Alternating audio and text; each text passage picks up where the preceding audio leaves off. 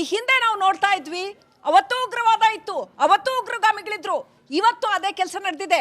ಆದ್ರೆ ಬದಲಾಗಿರೋದು ನಮ್ಮ ರಿಯಾಕ್ಷನ್, ಇಡೀ ದೇಶದ ಜನತೆಯ ಒಂದು ಒತ್ತಾಸೆ ಮತ್ತು ಅದಕ್ಕೆ ನಾಯಕತ್ವದ ಸ್ಪಂದನೆ ಇದು ಬದಲಾಗಿದೆ. ಹಾಗಾಗಿ ಇಡೀ ಸನ್ನಿವೇಶ ಬದಲಾಗಿದೆ, ನಮ್ಮ ಆತ್ಮಸ್ಥೈರ್ಯ ಹೆಚ್ಚಿದೆ. ಹೇಗೆ ನೋಡ್ತೀರಿ ಇದನ್ನು?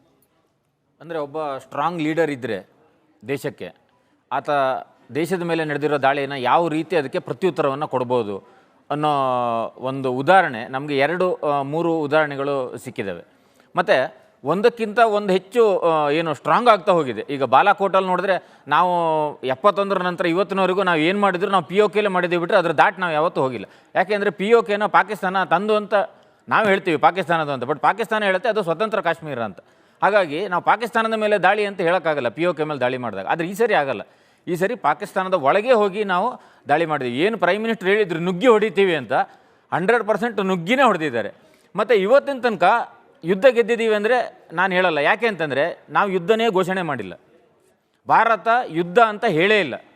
ನಾವು ಇವತ್ತಿನವರೆಗೂ ಎಷ್ಟು ಚಂದ ನೆರೆಟಿವ್ ಭಾರತದಿತ್ತು ಅಂತಂದರೆ ನಾವು ಭಯೋತ್ಪಾದನೆ ವಿರುದ್ಧ ನಾವು ಯುದ್ಧ ಮಾಡ್ತಾಯಿದ್ದೀವಿ ಹೊರತು ಪಾಕಿಸ್ತಾನ ಅಂತ ಒಂದು ಸರಿನೂ ನಮ್ಮ ದೇಶ ಹೇಳಿಲ್ಲ.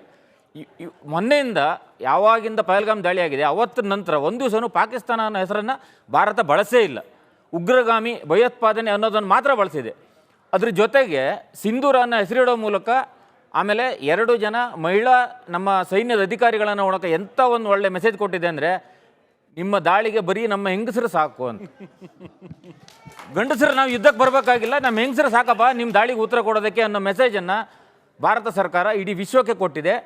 ಬರೀ ಯುದ್ಧ ಗೆದ್ದಿದೆ ಅಥವಾ ಭಾರತೀಯತೆ ಗೆದ್ದಿದೆ ಅಂತಲ್ಲ, ಇಡೀ ವರ್ಲ್ಡಲ್ಲಿ ಭಾರತ ಹಲವಾರು ರೀತಿಯಲ್ಲಿ ಈ ಸಂದರ್ಭದಲ್ಲಿ ಗೆದ್ದಿದೆ ಅಂತ ಹೇಳೋದಕ್ಕೆ ನಾನು ಇಷ್ಟಪಡ್ತೀನಿ. ಯುದ್ಧ ಗೆಲ್ಲೋದಕ್ಕೂ ಹೆಂಗಸರೇ ಸಾಕು. ಯಾವುದೇ ಯುದ್ಧ, ಜಗತ್ತಿನ ಯಾವುದೇ ಯುದ್ಧ ಹೆಂಗಸರ ಮುಖಾಂತರನೇ ಗೆಲ್ಲೋದು. Thanks for that narrative. Over to you Smita. Murali sir, ನಾವು ಇದೇ ಜಮ್ಮು ಕಾಶ್ಮೀರದ ಭಾಗದಲ್ಲಿ ಕೆಲ ವರ್ಷಗಳ ಹಿಂದಿನ ಸಿಚುಯೇಷನ್ ನೋಡ್ತಾ ಇದ್ವಿ. ಸೈನಿಕರ ವಾಹನ ಕಂಡ್ರೆ ಕಲ್ಲು ತೂರೋದು, ಸೈನಿಕರು ಕಾರ್ಯಾಚರಣೆಗೆ ಬಂದರೆ ಕಲ್ಲಲ್ಲಿ ಹೊಡೆಯೋದು.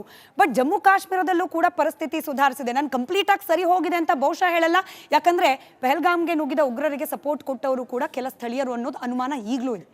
ಸೈನಿಕರಿಗೆ ಇಂಥದ್ದೊಂದು ಪರಿಸ್ಥಿತಿಯ ಸುಧಾರಣೆಯ ಅವಶ್ಯಕತೆ ಎಷ್ಟಿತ್ತು ಜಮ್ಮು ಕಾಶ್ಮೀರವನ್ನು, ಹಾಗೆ ನಮ್ಮೆಲ್ಲರ ಆಶಾಭಾವನೆಯಂತೆ ಪಾಕ್ ಆಕ್ರಮಿತ ಕಾಶ್ಮೀರವನ್ನು ಸಿಂಧೂರ ಕಾಶ್ಮೀರ ಮಾಡೋ ಹಂತಕ್ಕೆ ತೆಗೆದುಕೊಂಡು ಹೋಗೋಕೆ? ಸ್ಮಿತಾ, ನಿಮಗೆ ಉತ್ತರ ಕೊಡೋಕ್ಕಿಂತ ಮುಂಚೆ ಮೈ ಕಲೀಗ್ ಅವ್ರಿಗೆ ಒಂದು ಚಿಕ್ಕ ಮೆಸೇಜು. ಆಪ್ಕೆ मुंह में घी शक्कर और भाई साहब हम यही बैठ के वो काजू कटले खाएंगे ಬಸ್. ಆ್ಯಕ್ಚುಲಿ ನಮ್ಮ ಇದನ್ನು ಜಮ್ಮು ಕಾಶ್ಮೀರದಲ್ಲಿ ವಾತಾವರಣ ಬದಲಾಗ್ತಾ ಹೋಯಿತು.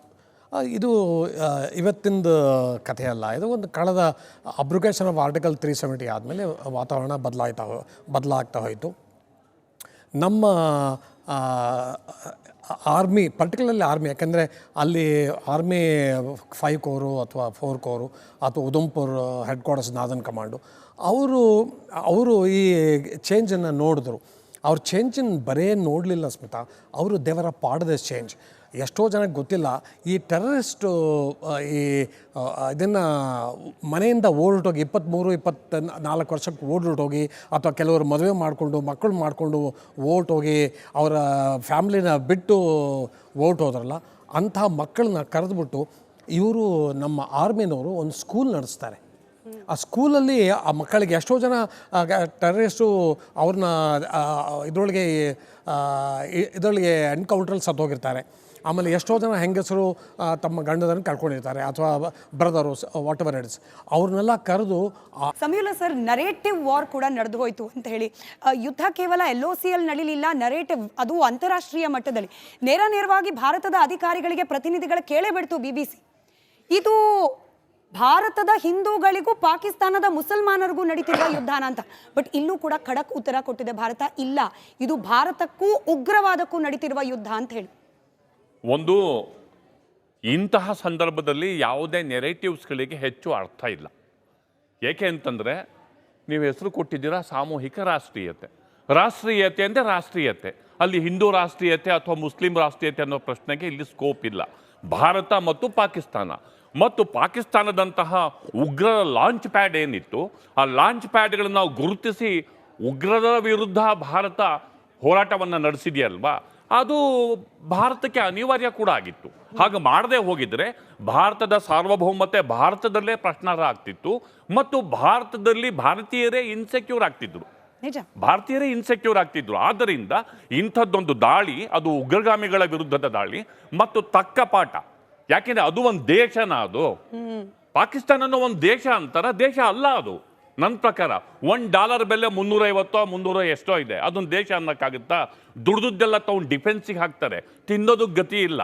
ರಸ್ತೆಗಳಲ್ಲಿ ವೆಪನ್ಸ್ಗಳನ್ನು ಮಾರಾಟ ಮಾಡ್ತಾರೆ.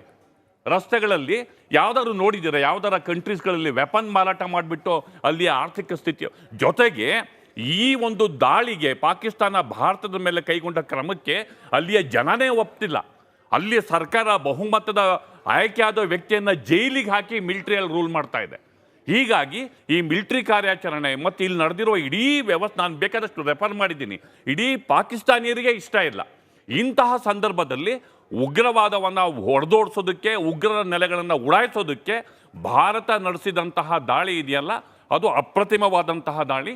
ಅದು ಭಾರತೀಯರ ಸಾರ್ವಭೌಮತೆ, ಘನತೆ, ಸ್ವಾಭಿಮಾನವನ್ನು ಎತ್ತು ಹಿಡಿಲೇಬೇಕಾದಂತಹ ದಾಳಿ.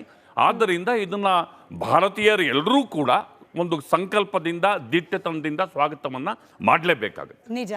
ನನ್ನ ಕಲೀಗ್ ನಾಗೇಂದ್ರ ಬಾಬು ಇದ್ದಾರೆ, ಬಹುಶಃ ಮೋಹನ್ ಚಿತ್ತಾಳೆ ಸರ್ಗೆ ಪ್ರಶ್ನೆ ಕೇಳ್ತಾರೆ. ಓಟ್ ಯು ನಾಗೇಂದ್ರ ಬಾಬು.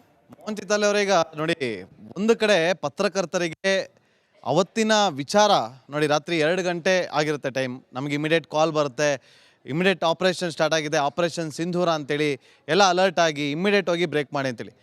ನಮಗೆ ಬ್ರೇಕ್ ಮಾಡೋದಕ್ಕಿಂತ ನಮಗೆ ಆ ಟೈಮಲ್ಲಿ ಸಂಭ್ರಮ ಪಡಬೇಕಿತ್ತು. ಯಾಕಂದರೆ ಪಹಲ್ಗಾಮಲ್ಲಿ ಆದಂಥ 26 ಜನರ ನರಮೇಧವನ್ನು ಪಡೆದುಕೊಂಡಲ್ಲ, ಅದಕ್ಕೆ ಪ್ರತ್ಯುತ್ತರವಾಗಿ ಯಾವ ಹೆಸರನ್ನು ಇಡ್ತಾರೆ ಅಂತೇಳಿ ಆಪರೇಷನ್ ಸಿಂಧೂರ ಅಂತ ಇಡ್ತಾ ಇದ್ದಂಗೆ ಅದೊಂದು ಭಾವನಾತ್ಮಕವಾದಂಥ ಹೆಸರು ಅನ್ನೋದು ನಮಗೆ ಗೊತ್ತಾಗೋಗಿತ್ತು. ನಾವು ಆಗಲೇ ಆರಂಭದಲ್ಲೇ ಗೆದ್ದುಬಿಟ್ವಿ, ಅದು ಇಡೀ ದೇಶಕ್ಕಲ್ಲ ಇಡೀ ವಿಶ್ವಕ್ಕೆ ಗೊತ್ತಾಗೋಗಿತ್ತು.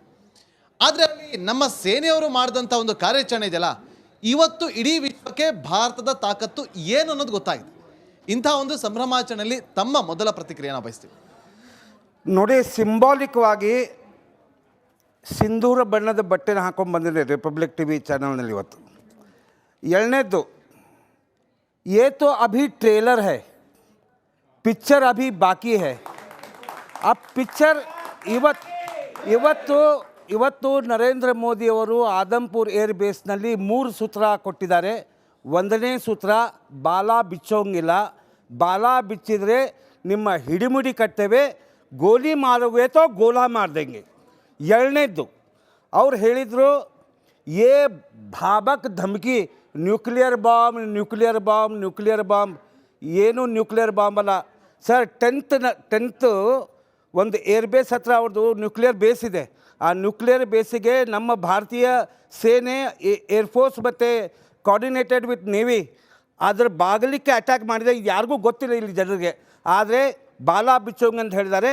3ನೇದು, ನೀ ಯಾವಾಗ ಯೇ ಜೋ ಟೆರರಿಸ್ಟ್ है उनके जनाजे में जाते हो और उस जनाजे में आपके आर्मी अफसर है, पुलिस अफसर है, वहाँ के सिविलियंस है और वहाँ का बड़ा उग्रवादी वो जनाजा का नमाज पढ़ता है.